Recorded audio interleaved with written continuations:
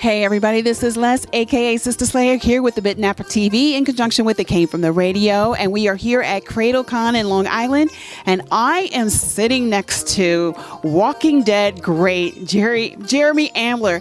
Now, if you don't recognize Jeremy, maybe you might recognize him from two very powerful episodes of The Walking Dead as a featured walker. And I'm going to let him explain to you a little bit about that, how he started doing Walking Dead, how he went there. I don't even know how you started going out there and auditioning, because I know that is a process. I heard it's a process. Okay, so let's hear what your process was as far as auditioning, and then what happened when you were on set and how you got called back. Okay, so basically, I'd worked on some other movies in Georgia, which, of course is, The Crazies for one. And then, I got hooked up with the casting company, same casting company that did The Crazies. And, there's this show, called The Walking Dead, and at the time, I had no clue even what it was about. Like, the only thing I knew it was zombies. So when that came around, they were casting for season 1, and I was actually working on something else at the time, and I couldn't do it because it was like 6 episodes. So it's just like it was very, very short. So I'm like, I can't do it. But so when season 2 came around, at the same time, I got cast to be a protester at the zoo in the Three Stooges movie. So, I got to work with all those guys, and being a fan of the Three Stooges growing up, I'm like, yeah, this is really cool to be a part of the film.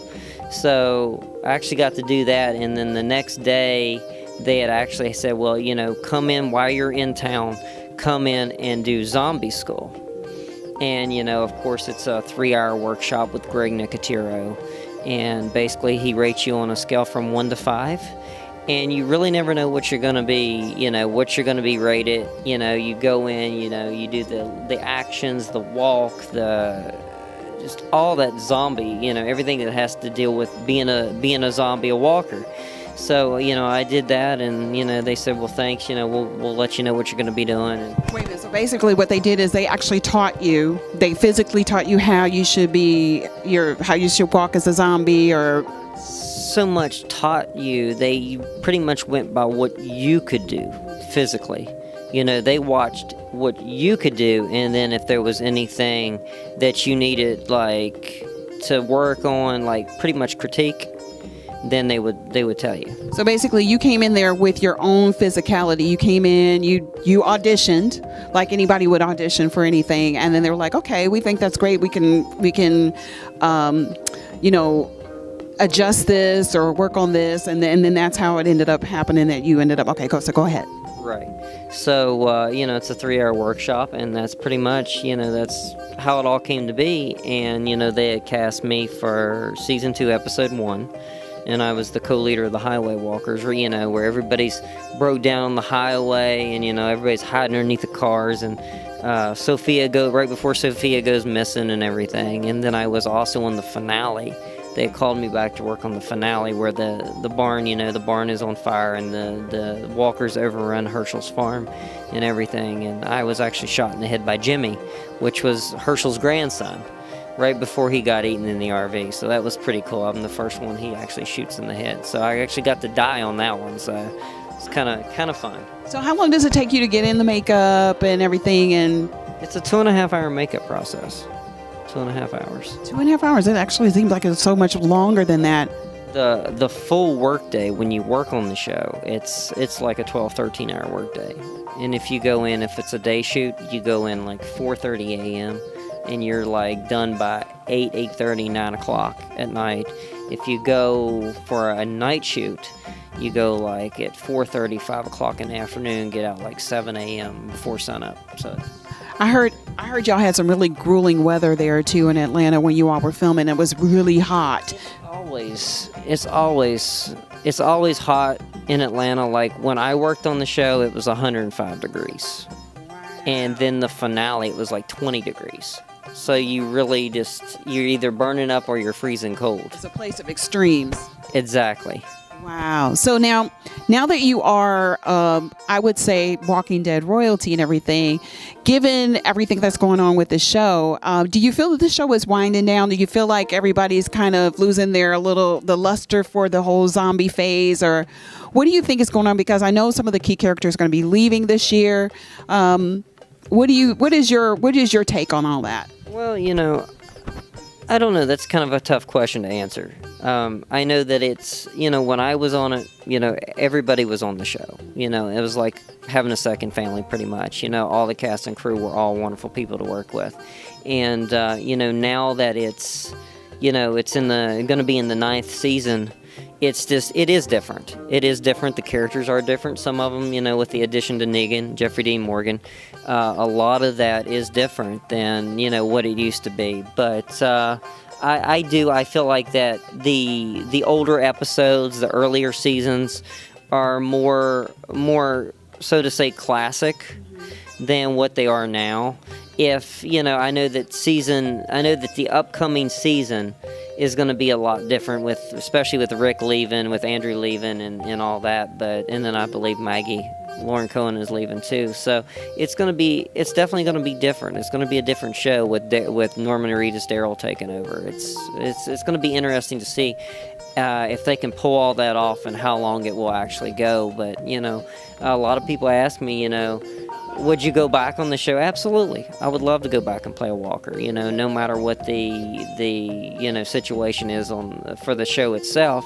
I would love to go back. It's always fun. It's always interesting and fun to get made up and do that. But I've been very, very fortunate as far as Walking Dead goes to be featured on a lot of the merchandising, t-shirts, hats, trading cards, board games, you name it, belt buckles, belts, posters, you name it, I've been on it. The only thing that they've never ever done is a actual action figure or a Funko Pop. So it's like everything else, blankets, you name it. I've been on it. So Funko Pop, we do need this character. I mean, this is this is an iconic character, and everybody remembers him.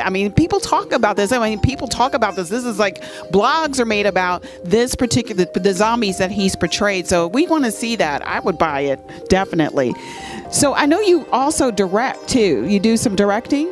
When I was younger, I directed a few little short films, but my passion is obviously in front of the camera. So it's that's always kind of neat to kind of experiment, but I prefer being in front of the camera. So what do you feel now? Are you based? You're from Virginia, I know, but are you based in Atlanta, or do you audition in Atlanta? How do they do it? Or you have a casting director in Virginia? Well, I was born in a hospital in Virginia, but I'm originally born and raised in West Virginia. So I'm from White Sulphur Springs, West Virginia. But the casting process for that is actually, it's just you for a lot of that stuff you just send in for, and they look at your photo and they look at your resume, and then if they are interested in you in any aspect, then they will either, if it's for a speaking role, they will call you out, you will audition, and then go through that process. But for Walking Dead, it was just I sent in my resume, my photos, and they said, well, come to zombie school and we'll go from there. So that's basically what happened with that. See, this is hope for anybody that does background. I'm an actor too, that you be featured, and that it be a feature that is memorable. That's what you hope for, and that's what happened with you. And it's changed your life as a result of that. Even before then, I was doing featured stuff and small speaking stuff in feature films and stuff. So to be able to break into television and be featured and to do that for Walking Dead has definitely been a blessing. It's very cool. We want to see more of you, even if it's not in prosthetics. We want to see more of you, because I think you have the physicality to play anything, and maybe horror is just your genre, and that's where you should be. I've appeared in some comedy films and some thrillers and some even historical stuff. I played real life characters, I played George Robinson in National Geographic's Killing Lincoln, based on the Bill O'Reilly book. And then I was also in HBO's John Adams miniseries in the first episode, and worked 8 days with Paul Giamatti and Danny Houston and Richie Coster and all that. I was one of the real life, William Weems redcoats, that was involved in the Boston Massacre and stuff. But that's actually how I became Screen Actors Guild, by working 8 days on that. I got my vouchers to be able to do that, which was really cool. Now, we do have some fans out here, so we want to give the floor to the fans. You guys want to come up and ask some questions? And I want you to introduce yourself on camera. You and I have something in common. I know you're a fan of the Three Stooges. You just said. Actually, I'm doing a documentary on the last femme fatale that worked with the Three Stooges. Her name is Greta Thyssen. Oh, cool. She just passed away. Unfortunately, in January, we were very dear friends. So, yeah, we have some talking to do afterwards. Oh, very cool. Yeah. All right, come on up. Come over this way. Now, what's your name? Eric. Yeah. What's the question you have for Jeremy? One question that I actually had in mind is, what was your opinion when you first heard the news that George Romero passed away? Well, I never got to meet George. I always wanted to meet him because, of course, being a fan, like growing up, as far as the whole zombie craze, Night of the Living Dead is one of the things that, that's, if we didn't have the original Night of the Living Dead, we would not have zombies. There wouldn't be anything even remotely about any zombies if it wasn't for that film. I was kind of shocked because, he was old, but he wasn't that old, you know what I'm saying? But, people, a lot of legends, have left us, when we least expected, a lot, more than just him. But, yeah, it's definitely a major loss. But, revolting round to Night of the Living Dead, I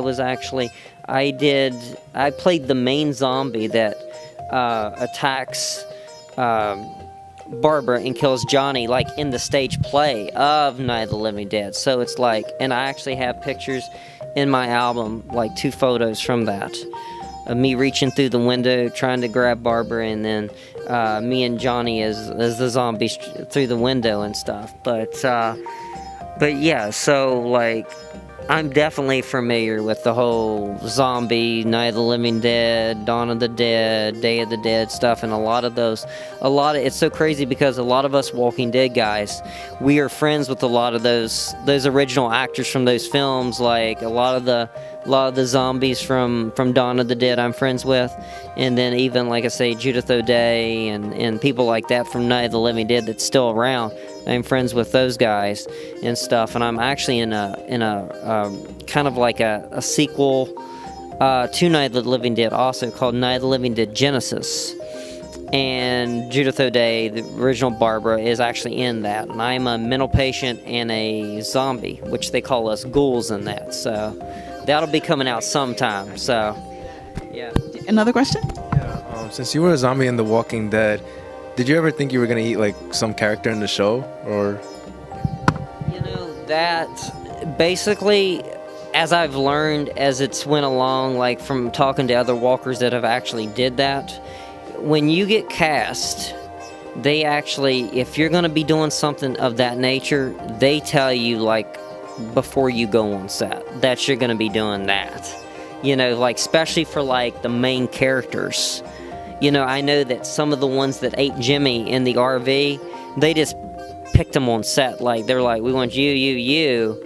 And they went in there and they did their deal of, opening up the RV door and just, like, going at him. But like, for your main characters and stuff that has actually been, eaten by zombies, like T-Dog, for instance, Iron E, that was already picked way before, I'm sure. So, what is it actually that y'all are eating? I want to know, because I know what fake blood tastes like. I know what they use, and everything. But what is it that you guys are actually eating? For Walking Dead, what I've heard, I've never, they've put a little bit of ketchup mixed with barbecue sauce, which is gross and grimy and just nasty, in our mouths to make if they don't give you like the fake teeth, they'll do that. Like for the finale, they squirt that stuff in your mouth and it's just like, ugh. But like the ones that you actually see them digging in and like eating and like pulling out like the guts and all that stuff, that, to my knowledge, from what I've been told, is a condom blowed up with just a bunch of mixture and stuff in it, and you just pop that, and it's just like, it's gross. It just the thought of it is just absolutely disgusting. But it's, as an actor, sometimes you have to do those things you don't want to do, but That's what it looks so real. and they go to town on that stuff too. It's as I'm thinking, so yeah, that's what I've been told it is. So Anything else? Yeah, it's just the last question. What was your favorite project you have been in so far? Well, I get asked that a lot. And, everything that I've ever been in, I say it's definitely been a blessing because I've been featured and I've did a few small speaking roles with some major actors. I worked on James Franco's movie called Child of God, and he directed me in that. And I have a small speaking role with the main character portrayed by Scott Hayes. And that was a lot of fun. That was really, really cool. And, I've been shot by the Phantom Killer in the remake of The Town That Dreaded Sundown, in which I got to work with Veronica Cartwright, that's best known as Lambert from Aliens, and the little girl and the birds. And Penny from Outer Space. Lost in Space. No, Penny is Angela. Angela, that's her sister, though, and I've actually done conventions with Angela, so I know her as well. She's really cool. But to work with Veronica, which was awesome, because we both get killed in the scene. I'm the gas station attendant, and the reason why I get killed is because the main character, I hear her screaming, and Veronica's the grandmother in the film, and she's like all bleeding in the neck and sliding down the car, and it's just like when she, they're like, need some help out here, and of course my character runs out and I get shot. So it's very, very crazy. It was very, very fun. Thank you so much. Do you have any questions? No? Okay, so I just want to ask too, have you ever gone out with that makeup on and had just gone to a regular diner or whatever while you guys were on set, or do they have y'all eat on set? Because They have us eat on set, and they make sure that all that is off of us before we even get out of there. they don't want to disclose anything. Right, and a lot of that is because people would sneak off and they would not take the makeup off, and they would be pulled over by cops or whatever, and they'd be like, and at the time when it was first starting, or supposedly, it would like freak the officers and stuff out, so it became an issue, I believe. So that's why they make sure that all of us our face is fully clean, or at least makeup wise. I mean, there might be a little bit of spots here and there, but as far as the heavy stuff, the prosthetic and stuff, it's off. All right, where can we find you? Where can we locate you? Where are you going to be next? We want to keep up with you because we want to see what you're doing. We want to make sure that you get on another time of Walking Dead, so we can at least say, hey, we saw Jeremy again. Right. Well, you can find me on Facebook and Twitter and Instagram. So you basically look up my name, Jeremy Ambler, and it comes up. And I've also got a fan page on Facebook as well. So. All right, guys, so let's take a bite out of him before he takes a bite out of you. This is A Bit in Apple TV, and we will see you soon.